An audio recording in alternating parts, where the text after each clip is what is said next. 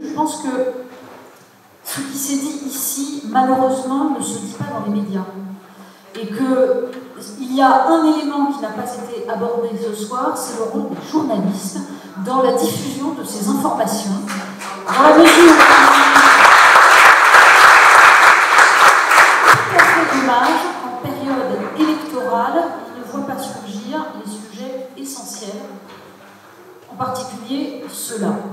C'est-à-dire qu'en effet, Henri Guénaud l'a évoqué tout à l'heure, on s'empaille sur des questions qui sont des questions cruciales, des questions d'identité bien sûr, mais vous avez eu raison de souligner qu'il n'y a pas d'identité quelle qu'elle soit quand il n'y a plus aucun tissu social et économique. L'identité de la France, l'identité de l'Europe, elles sont produites par les normes qui nous préservent. J'ai le souvenir d'une discussion un jour qui résume assez bien la vision que certains peuvent avoir de ces questions-là, dans la mesure où vous le rappeliez, Suzanne Georges, la question des appellations d'origine est cruciale dans ces questions de traité de libre-échange. Je me souviens d'un dîner très sympathique avec un brillant jeune diplômé d'une école de management et de commerce qui trouvait que, évidemment, les traités de libre-échange étaient indispensables. Notre hôte commun parlait du Saint-Marcelin, fromage très emblématique des appellations françaises, et se désolait que dans le décret d'appellation, on n'a pas le droit d'utiliser n'importe quelle race de vache, et en plus nourrie avec de l'ensilage, c'est-à-dire une espèce de truc de choucroute de maïs absolument ignoble. Et là, le convive lui explique, mais ça n'a aucune importance, on s'en fout. Demain, je peux vous faire du Saint-Marcelin en Chine, et il sera au goût du consommateur, votre Saint-Marcelin, et du coup, on en vendra beaucoup plus. D'accord, je serai sans doute au goût du consommateur, mais ce ne sera pas du Saint-Marcelin. Mais si, puisque Saint-Marcelin est une marque, donc on peut le fabriquer en Chine, etc. Non, justement, ça s'appelle Saint-Marcelin parce que c'est fait à Saint-Marcelin, avec les vaches de Saint-Marcelin, qui broutent l'herbe de Saint-Marcelin, qui n'a pas exactement la même nature, étant donné le sol, la géologie de ce village, n'a pas exactement la même nature qu'ailleurs. Mais pas du tout cela n'est pas prouvé scientifiquement.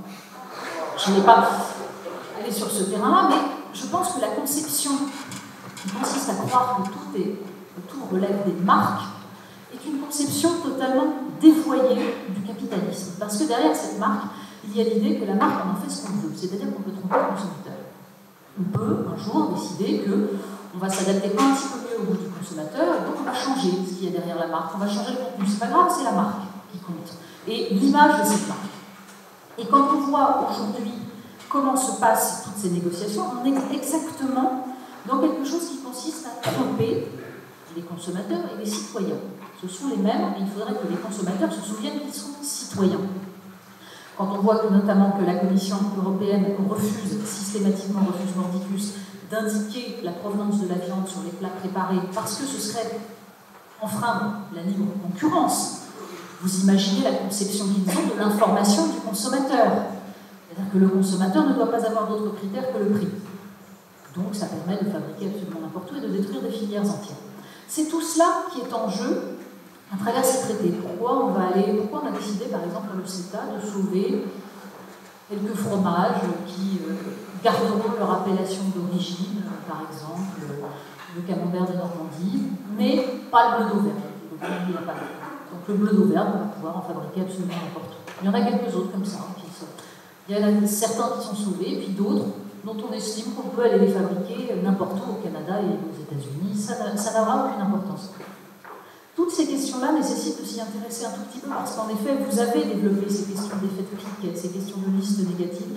Ça nécessite d'aller poser les questions et de ne pas s'arrêter au discours des candidats à l'élection présidentielle qui, en effet, ont compris la colère des peuples et nous expliquent aujourd'hui qu'ils ne vont pas signer ces traités, bien entendu, enfin pas le TAFTA en tout cas, le CETA, en effet, vous avez raison, ça ne pose aucun problème visiblement.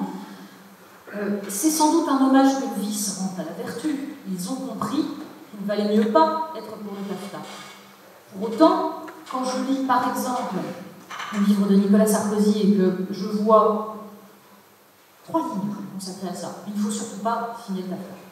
Et quelques pages avant, je suis bien évidemment pour le libre-échange. Je me dis qu'il y a là une légère contradiction qui, à mon avis, laisse penser que ça risquerait de se passer différemment après mai 2017. Je cite Nicolas Sarkozy, je pourrais citer tous les autres. C'est exactement la même chose, puisque quand on regarde leur programme, ces questions-là ne sont jamais abordées. Au mieux, pour nous expliquer donc que le TAFTA c'est pas bien, mais qu'à côté de ça, évidemment, que les multinationales, quand ce sont des multinationales du numérique, sont des choses absolument formidables, puisqu'il y a des startups françaises, que c'est la France qui gagne, etc. Regardez les programmes d'Alain Juppé, par exemple, sur ces questions.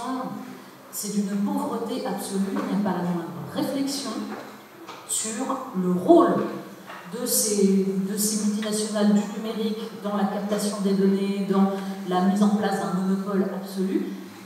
Malheureusement, ces questions-là ne sont jamais posées dans les interviews. Malheureusement, ces questions-là ne sont jamais mises à plat dans des journaux. C'est donc pour ça que nous avons organisé ce colloque. C'est pour ça aussi que les quelques journalistes que nous sommes au comité Orwell essayent de peser légèrement dans le débat et de faire entendre ces questions. Nous n'avons pas forcément le pouvoir de le faire partout, mais c'est l'information qui va changer les choses, et c'est pour ça que la façon dont vous-même allez diffuser cela peut changer.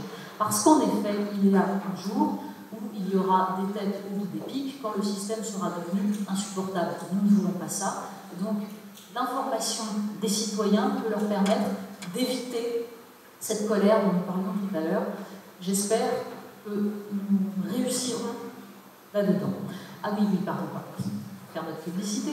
Il y a donc, parce que nous n'organisons pas seulement des colloques, nous essayons de peser dans le débat par d'autres moyens, le comité Orwell a signé un ouvrage collectif qui sortira le 17 novembre, qui s'intitule « Bienvenue dans le pire des mondes, le triomphe du soft totalitarisme » et qui explique comment tout ce système qui a été décrit là est un système qui a les apparences de la démocratie, on le voit à travers les institutions, à travers l'économie, à travers la conception de l'éducation, les apparences de la démocratie, mais pour construire un système qui est devenu totalitaire, tout en s'appuyant sur l'acceptation des peuples, ce qui permet de lui donner les habits de la démocratie. Donc cet ouvrage, à mon avis, résume de façon assez claire l'ensemble des problématiques que nous avons abordées là et toutes celles qui concernent notamment les institutions politiques, puisqu'on voit aussi bien aux États-Unis, en France aujourd'hui, notamment avec le système des primaires, comment on peut petit à petit verrouiller des institutions pour éviter toute intrusion, pour éviter tout surgissement de quelque chose qui ne soit pas prévu par le système. C'est contre tout cela qu'il faut se battre, et je pense que le combat ne fait que commencer. Merci.